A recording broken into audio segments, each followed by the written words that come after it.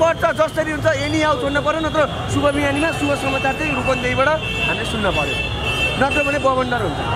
हामी रौतहटबाट आएको छु रौतहट यति टाढाबाट आएको छु मलाई धेरै माया गर्छु उहाँ देशको एउटा साच्चा नागरिक हो उहाँले केपीले जबरजस्ती उहाँलाई बन्द गरिराख्नु भएको छ आजै छोड्ने भनेर हामी बनेपादेखि आएको तपाईको चुनावको लागि पनि हो समग्र देशको लागि पनि हो यो चाहिँ उहाँ निस्किनको खुसी हो अलि अगाडि म उहाँलाई भित्र भेट्न गर्थेँ भने अब म उहाँलाई बाहिर भेट्न आइरहेको छु होइन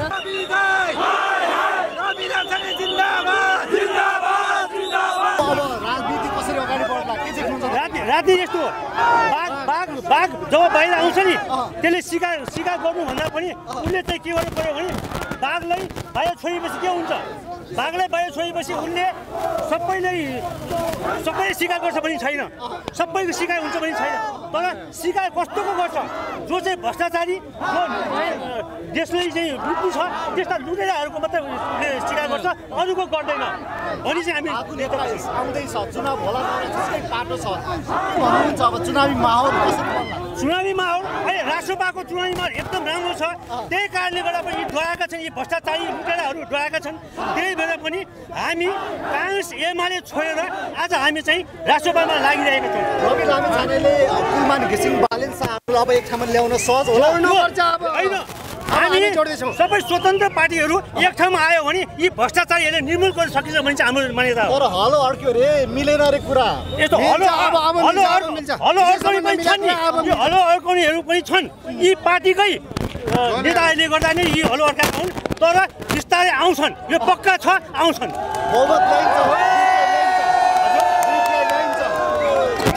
होइन आउँछ पक्कै आउँछ राष्ट्रपाले ल्याउँछ यो 100% हो रवि लामिछाने बाहिर भइसकेपछि यो राष्ट्रपालाई सुखदको अवसर हो या चुनाव नजिकै गर्दा यसलाई कसरी दिनु भएको होइन तपाईको चुनावको लागि पनि हो समग्र देशको लागि पनि हो वातावरण बन्ला अब उहाँ जस्तो व्यक्तिहरूले देशको नेतृत्व लिएको हेर्न हामी उत्साहित छौँ उहाँ मात्र हेर्न बालेन दाई कुलमान दाई सबै मिलेको हामी हेर्न चाहन्छौँ सबै एक ठाउँमा आएर देशको नेतृत्व लिनु पर्यो सुशासन कायम गर्नु पर्यो अहिले जुन सरकारले विगतका सरकारले हामीमाथि अन्याय गरे गोली हाने मेरो आफ्नै दाइलाई छातीमा गोली छ मैले दुईवटा बुलेट खाएँ यो अन्यायलाई यो देशका युवाहरूलाई न्याय दिन रवि लामिछाने जस्ता बालेन दाई जस्ता मान्छे एक ठाउँमा आएर अब निर्वाचनमा पुरानो प्रवृत्ति केपी ओली जस्ता आतङ्ककारीहरूलाई फाल्न जरुरी छ यो चाहिँ उहाँ निस्किनको खुसी हो अलि अगाडि म उहाँलाई भित्र भेट्न गर्थेँ भने अब म उहाँलाई बाहिर भेट्न आइरहेको छु होइन उहाँ बाहिर निस्किरहनु भएको छ यत्रो धेरै जनताले चाहेको मान्छे आइरहनु भएको छ नि र हामी यत्रो धेरै भेला भएको त उहाँले चाहेर हो नि त उहाँ आएको खुसियालीले बाटो जाम छ अब म बालकुमारीदेखि आइरहेको छु उहाँदेखि आउँदा पुरै बाटो जाम छ यति खुसी भएर मान्छेहरू आइरहनु भएको छ हामीलाई केही न केही आशा छ उहाँबाट उहाँ आउने खुसीले नै आइरहेको छु मलाई एकदमै भावुक पनि मलाई एकदमै रमाइलो लागिरहेछ कि रवि दाइलाई आज भेट्नु भन्छ के भन्नुहुन्छ रवि दाइलाई म आज भेट्यो भने म केही पनि भन्दिनँ मलाई एकदमै खुसी लाग्छ एक दिन त उहाँले यत्तिकै बाँच्न दिउन बाहिरको वातावरण हेर्न दिउन आज केही नै नभन्ने भोलिबाट भन्ने जे भने पनि अबको विकल्पको रूपमा रासपा नै हो रवि लामिछाने हो भनेर तपाईँहरूले हेरेको हो अब अरूले थाहा भएन दाइ मैले चाहिँ हेरेको हो मेरो चाहिँ अन्तिम आश नै रासपा अन्तिम आशै रवि दाइ हो मेरो लागि बालेन शाह नि भन्छन् नि बालेन शाह पनि हो बालेन शाह होइन भनेकै छैन नि हामीले बालेन शाह रवि दाइ उहाँहरू नै हो जसरी तपाईँ जस्ता युथ आउनु पर्यो कि अब आउँदा तपाईँ जस्ता नौजवान युवाहरूले तातो गोली खाएर जुन बानेश्वरमा जुन जेन्जी आन्दोलनपछि जुन रवि लामिछानेलाई नखो कारागारबाट निकालिसकेपछि प्रधानमन्त्रीको अफर पनि आएको थियो प्रधानमन्त्री गराउनुपर्छ भनेर एक किसिमको हल्ला चलेको छ तर त्यो हल्ला केही जेन्जीहरूले रोकेका थिए रवि लामिछानेलाई प्रधानमन्त्री गराउनु हुँदैन भनेर तपाईँ आफै स्वयं जेन्जी हुनुहुन्छ तपाईँ फेरि नखो कारागारमा आइपुग्नु भएको छ तपाईँ भन्नुहुन्छ अब रवि लामिछानेलाई हामी प्रधानमन्त्री हेर्न चाहन्छौँ भनेर यो कतिको सम्भव छ यसका आधारहरू के छन् के भन्नुहुन्छ जनताले चाहे सम्भव छ होइन उहाँले गरेको हामीले राम्रो काम पनि देखेकै हो जनताको समर्थन पनि देखेकै हो होइन अब यो कुरामा सम्भव चाहिँ छ हेर्नु होइन यति धेरै जनता साथमा हुनुहुन्छ भने पोलिटिकली अब केही खेलिएन या भित्र खेलिएन पोलिटिकली जुन हाम्रो अहिले यो अदालतबाटै पनि खेलिदिएको छ नि त उहाँलाई फसाउनको लागि कति जालजेल गरिएको छ यो जालजेल गरिएन अब चाहिँ हामी एकदम निष्पक्ष रूपमा गयौँ भने चाहिँ रवि लामिछानेलाई प्रधानमन्त्री बनाउन सम्भव छ। एउटा कुरा सुनिएको छ रवि लामिछानेलाई छुटाउनको लागि जेएनजी सरकारको पनि कहीँ न कतै हात छ भन्ने कुरा सुनिएको छ यसमा कतिको विश्वास हुनुहुन्छ? माग राखेको हो अब अरू त के गर्न सक्ने सिचुएसन छ र भन्नु न अरू त अदालतले गर्ने हो नि त निर्णय गर्ने अदालत हो हामीले माग राखेको हो। अब जेएनजी सरकार भनेर कसरी बुझ्नुहुन्छ मलाई थाहा भएन मैले स्वयं चाहिँ मैले पनि भनेको अब सुदन दाईहरूले भनिरहनु नै भएको थियो अब जेएनजी सरकार हजुरले कसलाई एड्रेस गर्नुभयो भनेर दाइ म हस्पिटलमा थिएँ मैले चुनेको सरकार नै होइन त्यो मलाई थाहा भएन उहाँहरूले गर्नु जे भयो नि छुट्याइदिनु म खुसी छु मलाई के नै छैन। सुदन गुरुङ आउनुभयो भेट्न होइन लगत्तै उहाँ रवि लामिछानेको रिहाइसको खबर सुनेपछि उहाँले बधाई पनि दिनुभएको छ कतै यो हजुर जेएनजी सरकारले नै छुटाएको त होइन भन्ने प्रश्न पनि आयो है कानुनले छुटाएको हो नि जेएनजी सरकारले कसरी छुटाउने हो र निष्पक्ष छानबिन भयो त छुटिहाल्छ नि।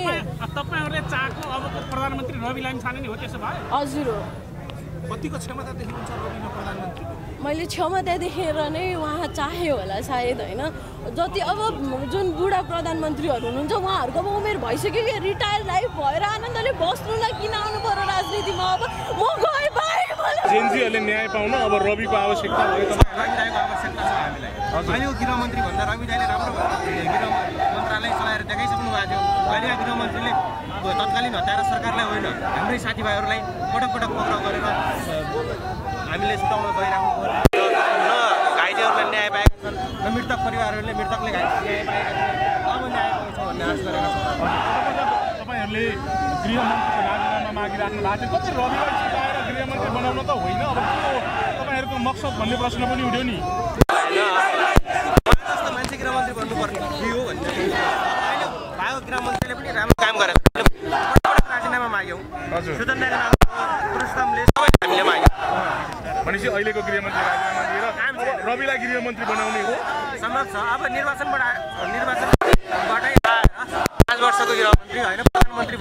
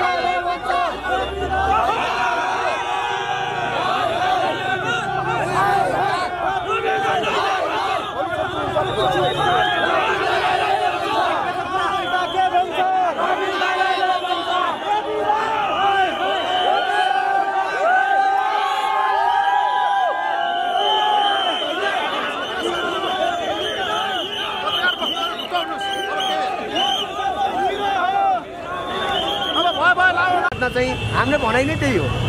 भनेको आज छोड्नुपर्छ भन्ने हो। छोड्नुपर्छ जसरी हुन्छ एनी आउ छोड्नु पर्यो नत्र शुभ बिहानीमा शुभ समाचार चाहिँ रूपन्देहीबाट हामीले सुन्न पर्यो नत्र भने बमण्डर हुन्छ त्यति हो।